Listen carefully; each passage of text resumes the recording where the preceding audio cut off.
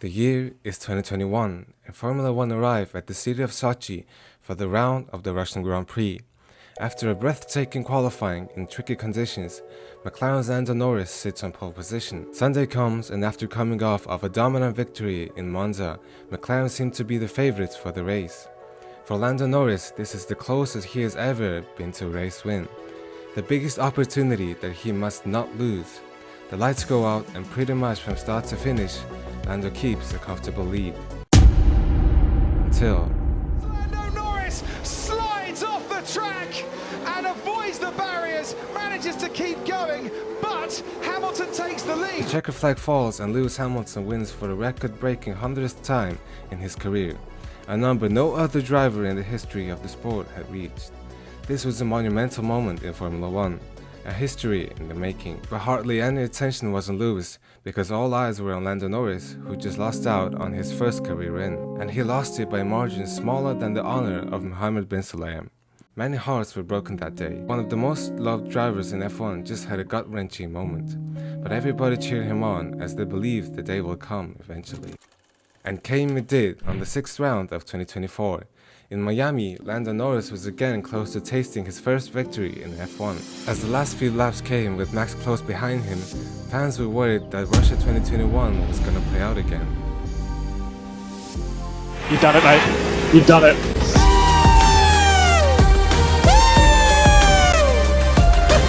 Oh, Mountain Type, I love you all. Thank you so much. We did it, Will! We did it! Thanks, Mom. Thanks, Dad. Runs for my grandma. Thank you very much. Thank you, Jarvis. Thank you, Henry. Everyone in McLaren, I finally delivered for you. Thank you so much. Lando, no win, sir. I guess that's how it's done. Oh, so I came in this This was it. A moment years in the making has finally come. He proved every hater wrong, every supporter right, that at the end of the day, he does have what it takes. His win was celebrated all throughout the world because the people's favorite, one of the most loved drivers in the grid, had won their first ever race in F1. This win and the rapid improvement of the McLaren eventually would go on to spark a title fight, if you want to call it that, but also it would awaken something in Lando Norris, and from that point on, we would watch it all unravel.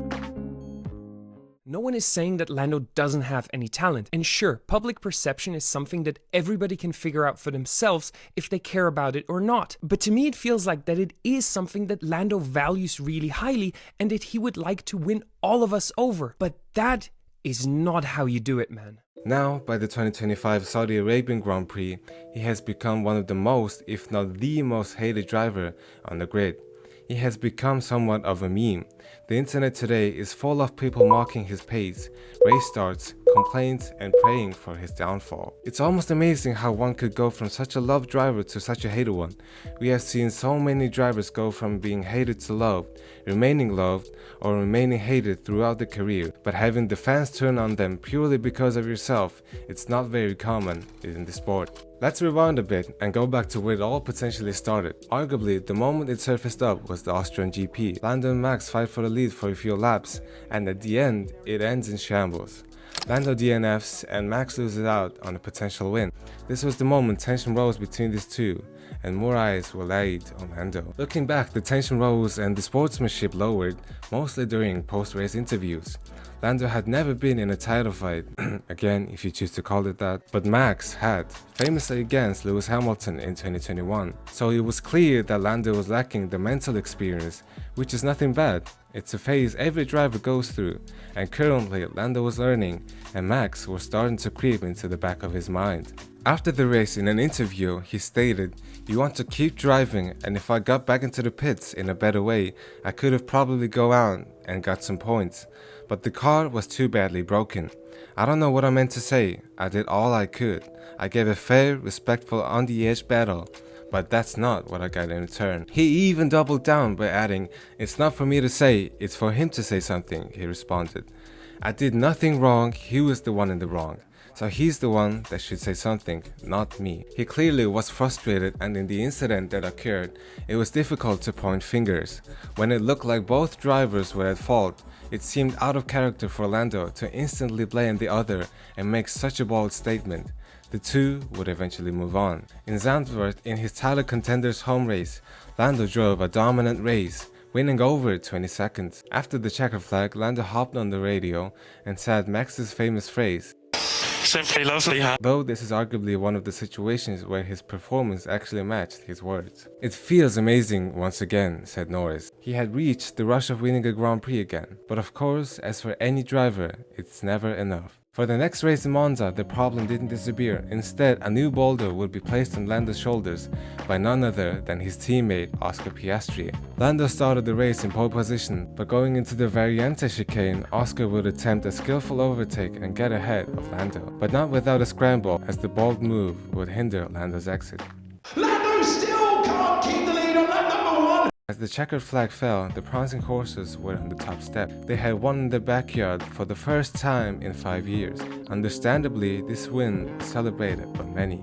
But as always, more and more eyes were laying on Lando. This was potentially the moment doubt started to creep in for the fans. Is he really worthy of a championship? The cycle will repeat itself in Baku, and when he was on pace like in Austin and Mexico City, he would not manage to win either. Instead, his scrambles with Verstappen would further sharpen the knife between the two, with more and more speculations growing on Lando. In Brazil, Vegas and Qatar, he would still miss out on wins, further proving the doubt is right. These were just one too many mistakes for a supposed title contender. It's not talent or, it's just luck. He would end the season on a high with the win, bringing McLaren their first ever championship since Lance Stroll was born. Now the winter break was coming, and this was the perfect time for him to lay back, reflect on his mistake, and come back even stronger. McLaren are almost guaranteed to have the fastest car in 2025, so he must be able to perform, right?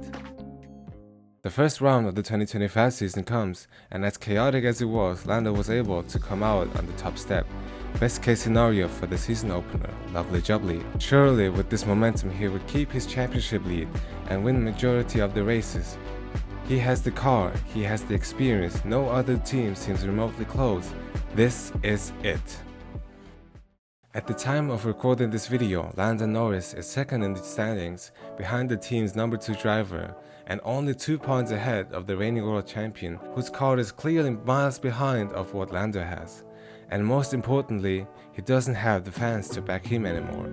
And it's not because of the fans turned on him suddenly for no reason. It was him all along. He has dug himself a hole. He would go on interviews saying his opponents are lucky and are winning only because they have the best car. But when it comes to him having the best car, he underperforms and would then complain about how he doesn't have the best car, when his teammate clearly admits to having the best car. I don't necessarily think he changed. I think this mentality has been in him all this time.